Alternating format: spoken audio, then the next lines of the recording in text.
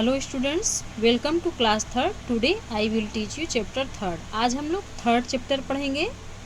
First chapter और second chapter का video आप लोग को सेंड किया जा चुका है, आप लोगों ने रीड कर लिया होगा और उसके क्वेश्चन आंसर भी सेंड किए गए हैं, जिसे कॉपी पे राइट कर लीजिएगा। चलिए आइए देखते हैं थर्ड चैप्टर में क्या दिया गया है। बहुत ही इंटरेस्टिंग स्टोरी है, आइए देखते हैं। रसगुल्ले की जड़ सुन के तो बहुत हंसी आ रही होगी आप सबको, क्योंकि रसगुल्ले की जड़ तो होती नहीं, लेकिन अब चूंकि चैप्टर में दिया है सो इसमें कोई न कोई इसकी सीख तो अवश्य मिलती होगी। ठीक है, आइए हम अपनी शिक्षा के लिए यानी एजुकेशन के लिए इसको रीड करते हैं, देखते हैं इससे हम क्या सीख मिलती है। सबसे पहले पाठ परिचय में देखते हैं।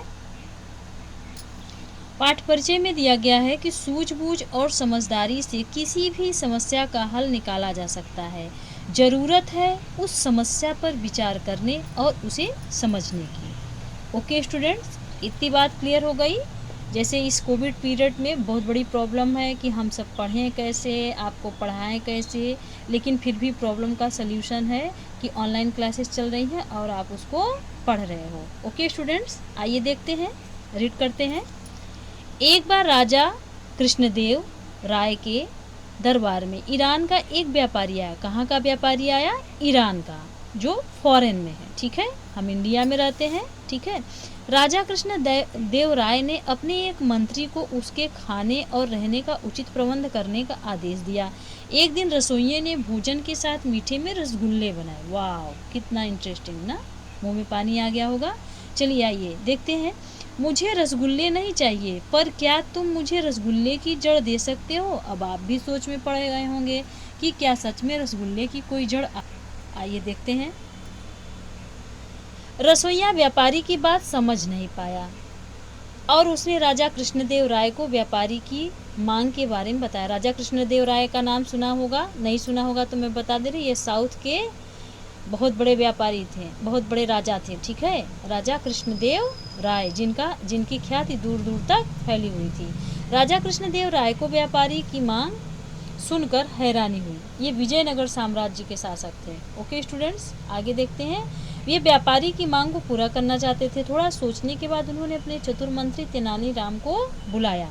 तेनाली, हमारे अतिथि को रसगुल्ले की जड़ चाहिए। तेनालीराम को बुलाकर राजा कृष्णदेव राय ने, जो विजयनगर साम्राज्य के शासक थे, उन्होंने कहा कि क्या तुम तेनालीराम से कहा, क्या तुम बता सकते हो कि रसगुल्ले की जड़ कहाँ मिलेगी?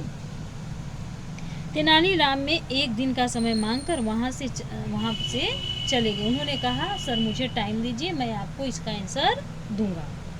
अगली सुबह तेनालीराम मलमल के कपड़े से ढका हुआ एक कटोरा हाथ में लेकर दरबार में आए।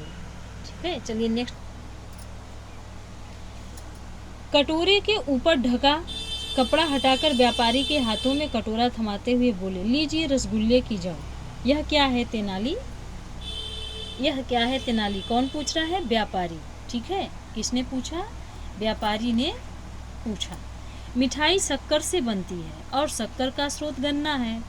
क्लियर हो गया? मिठाई जो है किससे बनती है? शक्कर से बनती है। और शक्कर कहाँ से प्राप्त होता है? गन्ना।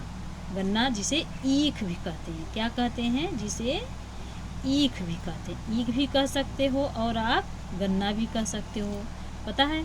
ठीक है, तेनालीराम की होशियारी से सारे दरबार में रहने वाले जो लोग थे, व्यापारी और महाराज कृष्णदेव राय ठहाके मारकर हंसने लगे। वे सभी तेनालीराम की बात से सहमत थे। बात समझ में आई? यानी शक्कर किससे बनता है? गन्ने से, और गन्ने खेत में उगाए जाते हैं, तो उसकी जड़ तो मिल गई ऑलरेडी। ठीक है, समझ में आया? ठीक है, नेक्स्ट पेज पे देखते हैं। ये शब्दार्थ दिए गए हैं, जिनको आपको होमवर्क है, कॉपी पे राइट कर लीजिएगा। ठीक है,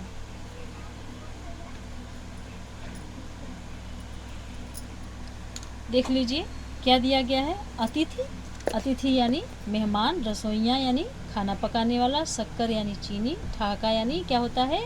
जोर जोर से हंसना। ठीक है, इसके बाद देखिए प्रबंध यानी इंतजाम, थमाते हुए यानी पकड़ाते हुए, स्रोत यानी जरिया। क्लियर हो गया? चलिए इसको आप कॉपी पे राइट कर लीजिएगा। ठीक है, आज के लिए स्टूडेंट्स इतना ही। Thanks for the watching. Thank you.